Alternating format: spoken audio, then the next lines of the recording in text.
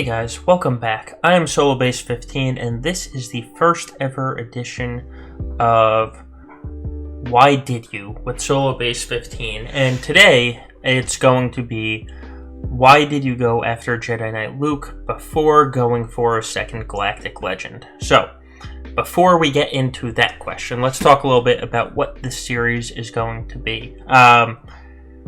As I've said in previous videos, now that I'm on Twitch and streaming my videos, I have more time to edit and make new videos. So one of the series I want to do is this one, Why Did You? And what I want to focus on is talking about why I made certain choices with my roster. So everybody who's developing their roster is going to come to a point where you have to make a big decision.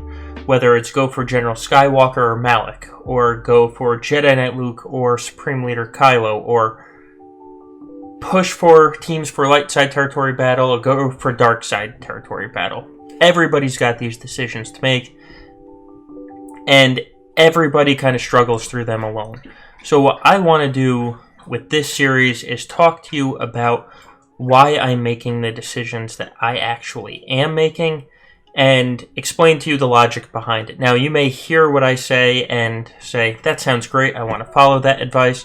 You may hear what I say and say, that sounds awful, I don't want to do that. But either way, it's going to give you another perspective on why I'm making a decision. So, with that said, let's get into the actual discussion at hand of Jedi Knight Luke versus going for a second Galactic Legend. Now, where I had to make this decision was on my alt account, because my alt account is extremely free to play.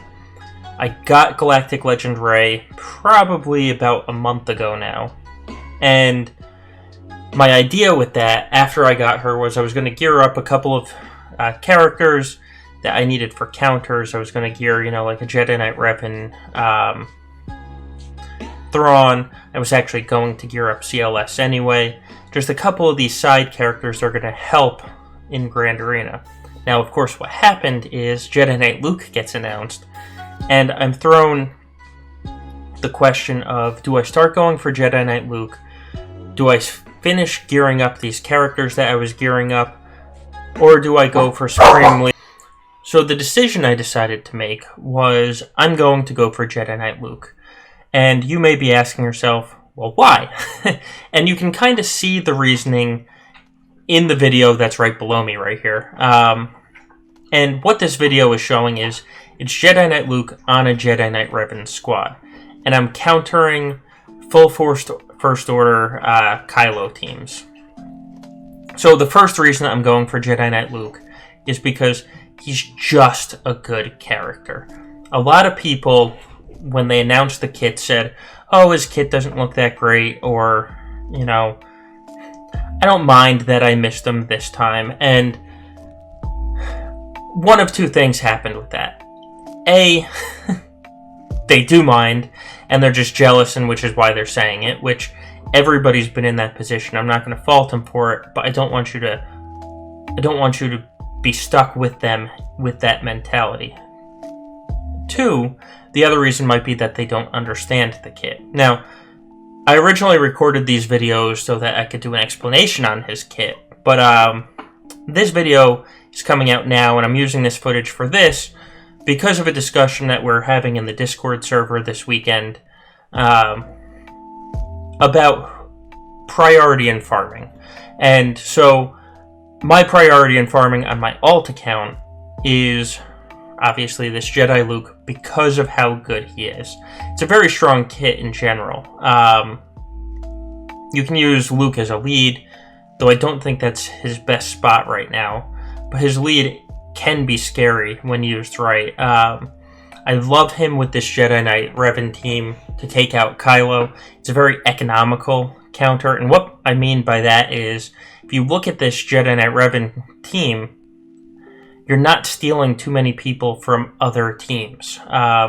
Really, you're just taking Old Ben off of a CLS squad, and frankly, CLS can live without Old Ben. He's needed for certain counters, but most of the time, CLS doesn't even need a tank. So you're not tearing apart two teams to counter a Galactic Legend, like you would be if you use the Darth Revan with Brute Alpha counter, or a Jedi Knight Revan with General Skywalker to counter Rey.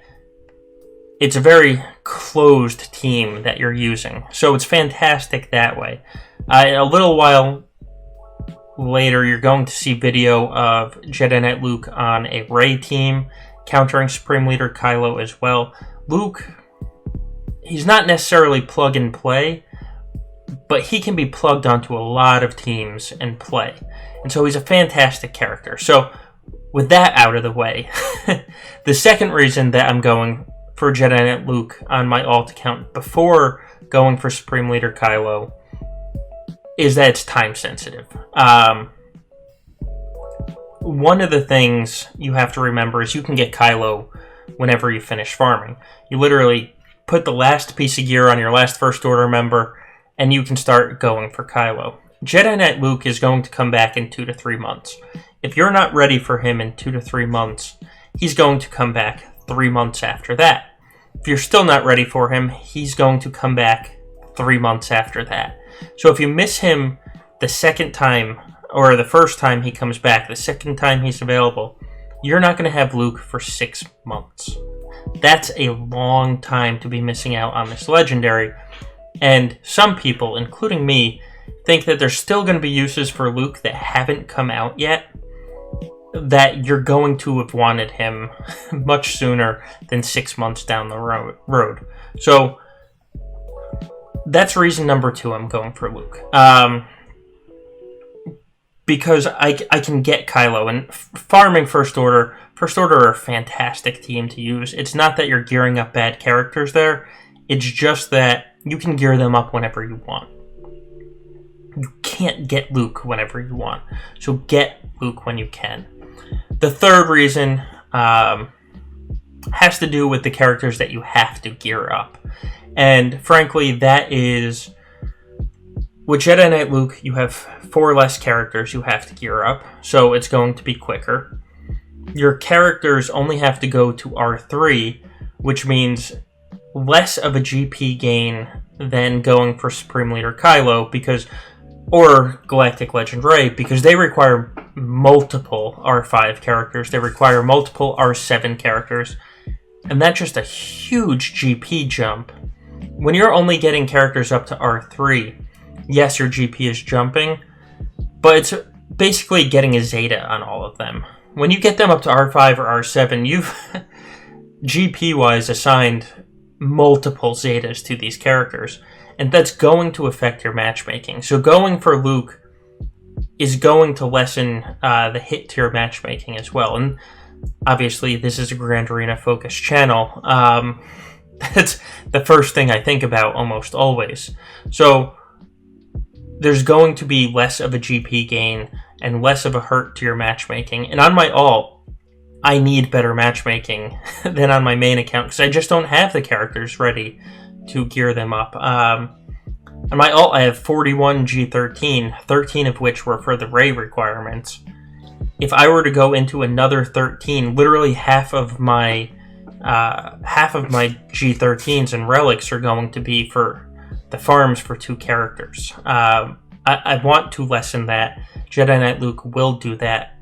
You can see here down below, Luke is going to be strong. He's not a Galactic Legend. He's never going to be a Galactic Legend, but he's a very strong character. So you're not going to be missing out. So let me summarize this real quick. I don't want this video to go on too long.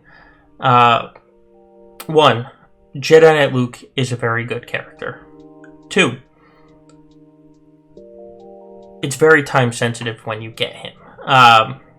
You can't just get him the next day, essentially. You need him to come back. And if you miss him when he comes back, you're going to be waiting forever. 3, it's much less of a GP jump and much less of a hurt to your matchmaking to get Jedi Knight Luke first, then go after SLK or Rey, than it would be to go after your second Galactic Legend and then Jedi Knight Luke. So those were my thoughts on going for Jedi Knight Luke first. I hope you enjoyed this first series of why would you do that? Because that's why I did it. That's literally the thinking that came through on why I did it. Now, in the future, I'm probably going to do a mini roster review. Not of my main account, because frankly, my main account has almost everything at this point. I'm going to do a roster review of my alt account, though. And I think that's going to help all the people that are free-to-play or Dolphins. You're going to see a 6 million account. You're going to see why I prioritized what I did to get a Galactic Legend, to be competitive in Grand Arena, and to be competitive in Arena, with being successful in a guild as well. Because as you know, free-to-play, it's not always easy to do that. So I think that's probably going to be my next video on this series. I'm going to do a couple of other series with my videos as well.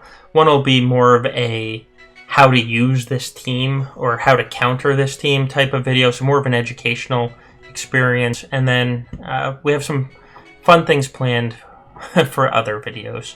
So with that said, if you look down below, there's a link to my Twitch page so you can watch my live streams, and anytime you watch a live stream, you can always ask a question in the stream and I will be there to answer, and I gladly answer.